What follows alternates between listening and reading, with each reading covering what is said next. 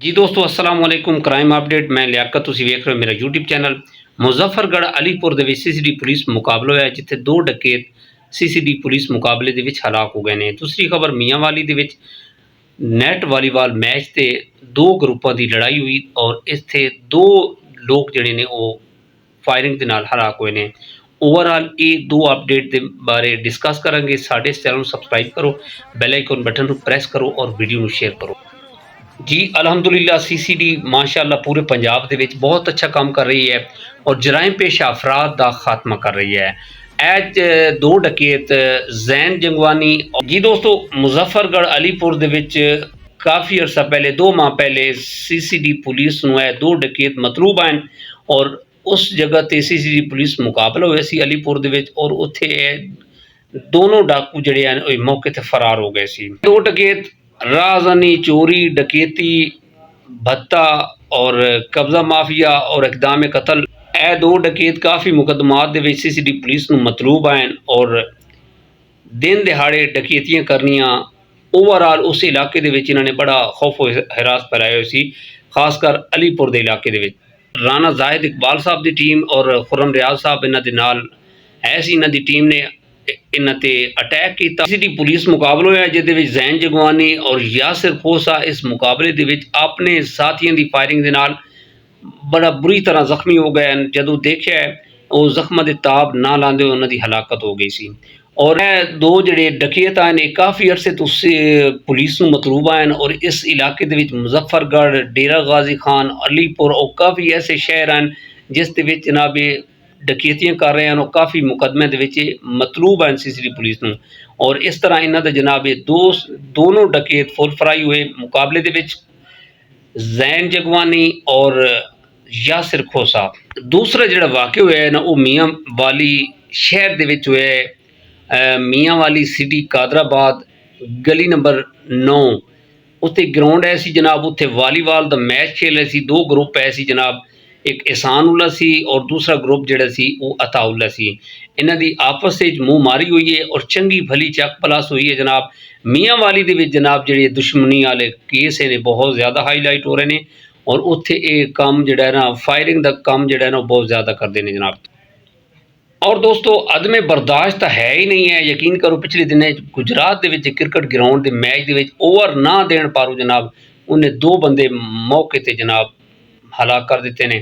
और ये इस तरह है जनाब जिहड़ा एहसानुल्ला है वल्द अकरम और ज़िशान वल्द सफदर और जिहड़े इन्हां दे मुखालिफ पार्टी है सी अताउल्ला और असमतुल्ला जनाब इन्हां दी आपस में बड़ी मुँहमारी हुई है जनाब। उससे गालम गलोच हुआ मैच के दौरान और बाद दे विच जुमे वाले दिन इन्हां दा सुलह होनी सी। पंचायत दे विच इन्हां दी सुलह होनी सी जनाब। जुम्मे की नमाज अदा करके जुम्मे की नमाज अदा की मुहम्मद एहसान वल्द अकरम और ज़िशान वल्द सफदर ये अपने घर जा रहे हैं तो ये जनाब दो मुलजिम जिहड़े हैं ताक ला के बैठे हैं। मुलजिम असमतुल्ला और मुलजिम अताउल्ला इन्हां दे उन्हां दे कोल जनाब असला है सी और इन्हां ने जदों देखिया ना कि मौके की मुनासबत दे नाल इन्हां ने फायरिंग शुरू कर दी और इस जात दे विच दो लोग होर जख्मी हो गए। ये बड़े दोनों जिहड़े हैं जनाब एहसान और ज़िशान जिहड़े ने एक असाब ग्रुप दे हैं जनाब और दूसरा ग्रुप सी अराई ग्रुप अताउल्ला और असमतुल्ला जिहड़े मुलजिम हैं फायरिंग करने वाले और फायरिंग करके मौके ते फरार हो गए जनाब। और 1122 ते कॉल की गई और इन्हां नूं हॉस्पिटल शिफ्ट किया गया और इन्हां दी बड़ी हालत खराब हो गई सी।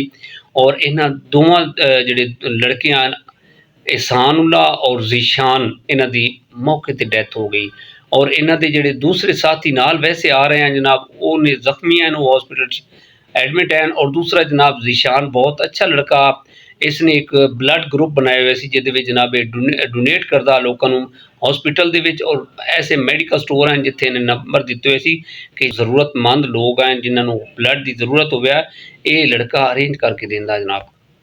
जी दोस्तों यह वाक़या हुआ इस तरह यकीन करो इन्हां दे बर्दाश्त नहीं थी। छोटी जी मामूली जी तलख कलामी हुई और तलख कलामी गालम गलोच फिर जनाब फायरिंग असले तक गल आ गई और अताउल्ला और असमतुल्ला जनाब घर जाके छुपे ने और बाद दफ़ा जोड़े शवायद आए ने बाद इतलात आई ने कि घर जाके छुपे ने और 15 पुलिस नूं तो मौके ते पता लग गया सी, उन्होंने कॉल कर दी गई सी और उन्होंने इन्हों गिरफ्तार कर लिता है। और एहसानुल्ला वल्द अकरम और ज़िशान वल्द सफदर के जोड़े ਲਵਾਇਕੀਨ ਹਨ ਉਹਨਾਂ ਦਾ एहतजाज है कि साडा जिहड़ा केस है ACCD के हवाले किया जाए और उम्मीद है कि ACCD के हवाले हो जाएगा इंशाअल्लाह। और इस तरह के जिहड़े भयानक चेहरे ने और जिन्हां दे विच अदमे बर्दाश्त नहीं है उन्होंने जनाब कैफ किरदार तक पहुँचाया जाएगा। मामूली छोटी जी गल पिछे जनाब इन्होंने अनाह का मसला बना के असला तान लिया है। गेम के विच बर्दाश्त होनी चाहिए है और इन्होंने दो जिहड़े लड़के आए एहसान और ज़ीशान की जान ले ली। बड़ा इंतहाई अफसोस हो रहा है और मेरी ये गुजारिश है मेरी ये गुजारिश है कि इस तरह के जिहड़े जराइम पेश अफराद हैं उन्होंने फिल फौर जिहड़ा ना उन्हों का खात्मा किया जाए। उन्होंने CCD नूं गुजारिश की है कि इन्हां दे खिलाफ जिहड़ा है वो CCD एक्शन लै और ये केस जिहड़ा है ना CCD हैंडल करे कि अपने अंदर बर्दाश्त पैदा करो या फिर जी इन्हें गेम के नेड़े ही नहीं जाना चाहिए। इस तरह के जो हालात हैं पहली खबर तो जी दी है कि दो डकैत जनाब जैन जंगवानी और यासिर खोसा CCD पुलिस मुकाबले के पार होने अपने साथियों की फायरिंग के नाल और बाकी CCD इन्हों के जोड़े बाकी साथी हैं उन्होंने इंशाअल्लाह गिरफ्तार करेगी और कैफ गिरफ्तार तक पहुँचाएगी। जराइम कम हो रहे हैं लेकिन कई ऐसी जगह हैं जिथे जनाब ऐसे इस तरह के भयानक चेहरे हैं जिहड़े जनाब दोबारा ताज़ा कर रहे हैं इस जुर्म की दुनिया में। दोस्तों इस पैगाम के नाल सानू इजाजत दो। अपना ढेर सारा ख्याल रखे और कमेंट के राय लाजमी दी करो मेहरबानी और लाइक शेयर लाजमी कराए। इस पैगाम के नाल साडे चैनल सबसक्राइब कराए। अपना ढेर सारा ख्याल रखे। खुदा हाफिज़।